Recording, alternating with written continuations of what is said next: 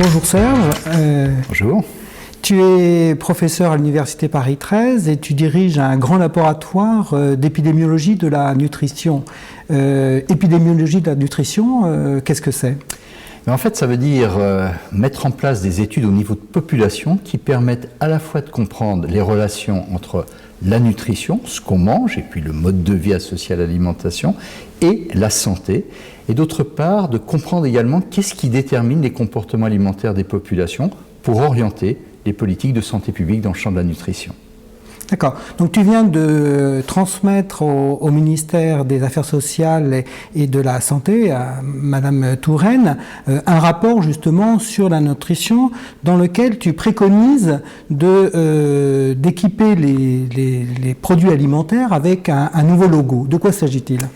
Alors en effet, la ministre de la Santé m'a demandé donc de remettre un rapport pour donner un nouvel élan à la politique de santé publique en France, qui est déjà lancée depuis quelques années, qui a donné des résultats. On sait que la situation nutritionnelle s'est un peu améliorée, mais qu'il reste surtout des fortes inégalités sociales de santé. Et donc les mesures qui sont proposées dans ce rapport visent à réduire la fracture alimentaire, la fracture nutritionnelle et amener une dynamique plutôt positive par rapport à ce que l'on peut attendre de l'évolution de l'alimentation de nos concitoyens. Et parmi ces 15 mesures qui ont été proposées, l'une vise à améliorer la transparence sur la composition nutritionnelle des produits. D'accord. Alors de quoi s'agit-il plus simplement ?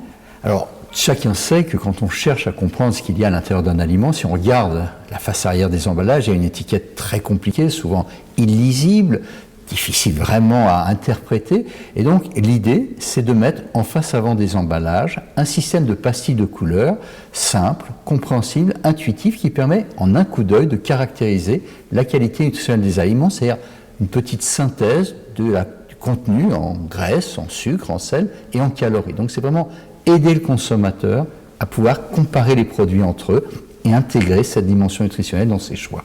D'accord. Alors, il semblerait, puisque une pétition circule actuellement, qu'il y ait quelques difficultés à faire passer ce type de logo auprès des industriels. Quelle en est la raison ?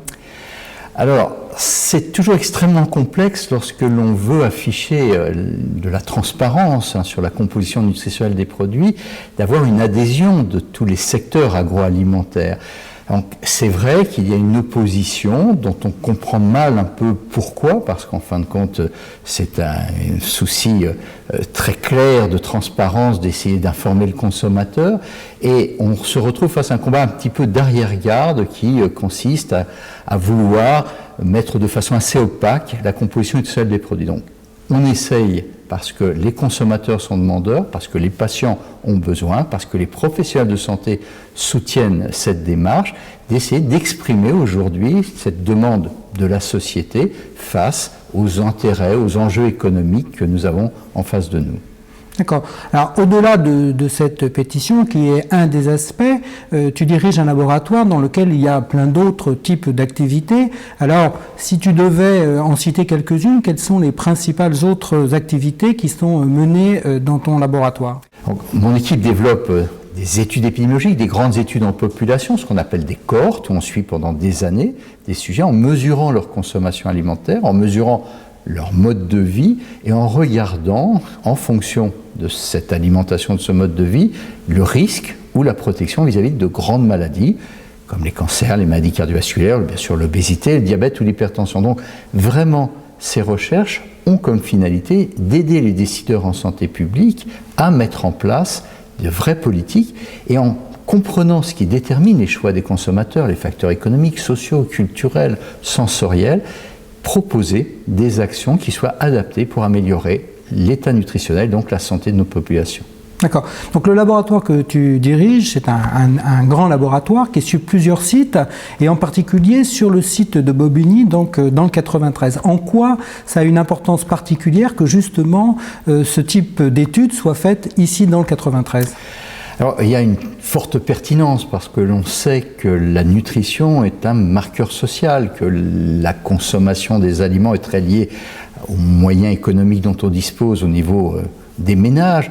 On sait également que l'obésité être intimement corrélée avec la situation économique des populations. Les populations défavorisées ont un risque beaucoup plus grand d'obésité. Donc, il y a une pertinence en étant en Seine-Saint-Denis d'avoir des réflexions qui prennent en considération à la fois le bassin de population que l'on connaît au travers de notre implantation locale ou les pathologies que l'on rencontre et qui sont traitées dans les hôpitaux de notre département. Donc c'est tout à fait légitime et pertinent de s'intéresser à ces problèmes de nutrition et santé, entre autres à la lumière de ces problèmes d'inégalité sociale de santé qui sont devenus un challenge majeur.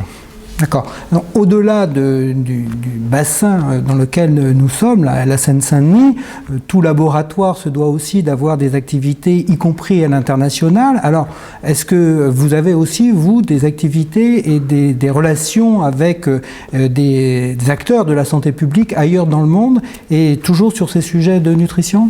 Oui, tout à fait, bien sûr. C'est aujourd'hui extrêmement important dans la recherche à la fois de développer des programmes de collaboration, de comparer des situations. Donc nous travaillons avec beaucoup de nos collègues sur le volet recherche, aussi bien avec nos collègues anglais, belges, hollandais, espagnols ou nord-américains, et particulièrement avec les États-Unis et le Canada.